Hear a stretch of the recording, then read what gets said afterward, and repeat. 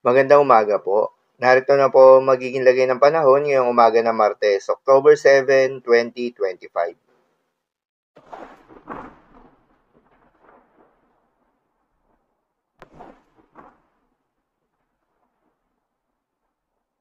Sa kasalukuyan na tayong sa pag-asa, sa mga susunod na araw nga ay inaasahan na ang pagtatapos ng habagat season. Ibig sabihin na hindi na makakaapekto pa itong habagat sa anumang bahagi ng ating bansa at patungo naman tayo sa transition ng amihan.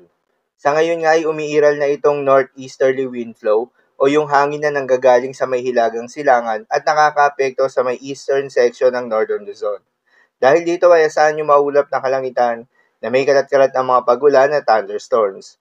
Intertropical Convergence Zone naman o ITCZ ang nakakaapekto sa buong bahagi ng Visayas at Mindanao. Dahil dito ay asahan naman yung bahagya hanggang sa maulap na kalangitan na may kalat-kalat ng mga pagulan at thunderstorms. Para naman sa nalalabing bahagi pa ng ating bansa, asahan naman yung generally fair weather condition, mainit at malinsangan na panahon sa umaga hanggang sa tanghali. Ngunit pagsapit ng hapon o gabi, ay asahan naman yung mataas na tsansa ng mga pagulan o thunderstorms. Samantala yung binabantayan na bagyo sa labas ng Philippine Area of Responsibility na may international name na Bagyong Halong ay mas lumakas pa nga bilang isang typhoon category. Ulitong namataan sa layong 1,955 kilometers east-northeast ng extreme northern Luzon. Habang may panibagong low pressure area naman na nabuo sa labas rin ng Philippine Area of Responsibility at may katamtaman ito o nasa medium chance na ito na maging isang ganap na bagyo within the next 24 hours. Ang dalawang nasabing sama ng panahon ay mababa yung tsansa na pumasok ng Philippine Area of Responsibility at dahil may kalayuan ng mga ito, wala rin itong direktang epekto sa anumang bahagi ng ating bansa. Pero paalala pa rin po palagi na posible pa rin ang mga pagbabago. Kaya naman patuloy lamang na magantabay sa mga update nating ilalabas, lalo na ng pag-asa. Para naman sa magiging lagay ng panahon ngayong araw ng Martes, dahil nga sa epekto nitong northeasterly wind flow, asahan sa Quezon at Aurora ang maulap na kalangitan na may kalat-kalat na mga pagulan at thunderstorms. Posible ang mga pagbaha o pagguho ng lupa due to moderate to at times heavy rains.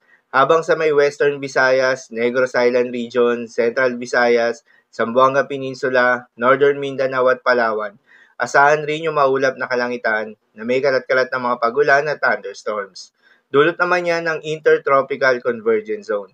Posible rin na mga pagbaha o pagguho ng lupa due to moderate to at times heavy rains. Habang sa lalaming bahagi ng Visayas at Mindanao, asahan naman yung bahagyang maulap hanggang sa maulap na kalangitan na may kalat-kalat na mga pagulan o thunderstorms na dulot pa rin ng Intertropical Convergence Zone. Posible rin na mga pagbaha o pagguho ng lupa during severe thunderstorms. Habang sa Cagayan Valley, Ilocos Norte at Apayao ay asahan rin yung bahagyang maulap hanggang sa maulap na kalangitan na may kalat-kalat na mga pagulan o thunderstorms na dulot naman ng northeasterly wind flow. Posible rin na mga pagbaha o pagguho ng lupa during severe thunderstorms. Habang sa Metro Manila at nalalabing bahagi pa ng ating bansa, ay asahan rin yung bahagyang maulap hanggang sa maulap na kalangitan na may kalat-kalat na mga pagulan o thunderstorms na dulot naman ng mga localized thunderstorms. Posible rin na mga pagbaha o pagguho ng lupa during severe thunderstorms. Madalas nabobo ang mga thunderstorms na ito tuwing hapon na gabi na nagtatagal ng 1 hanggang 2 oras. Kaya naman ingat sa mga posibleng banta ng pagbaha at pagguho ng lupa, lalong-lalo na sa mga lugar na inuulan na noong mga nakaraang araw pa.